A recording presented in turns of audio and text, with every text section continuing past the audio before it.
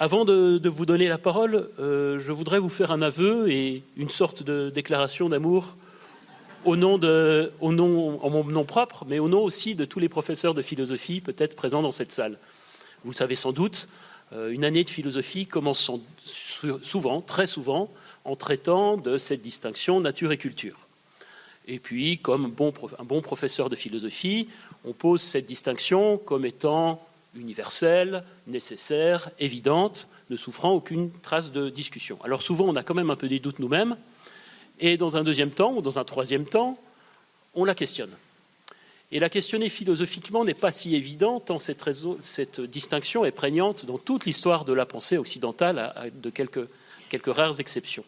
Donc, quand on tombe sur un ouvrage comme Par de la nature et culture, eh bien on est ravi, puisqu'on a là le moyen de contester une distinction philosophique sur une base expérimentale, une base empirique, avec des informations toutes fraîches et des informations de réelles informations, alors que les philosophes posent souvent des distinctions sans avoir les moyens empiriques de les démontrer.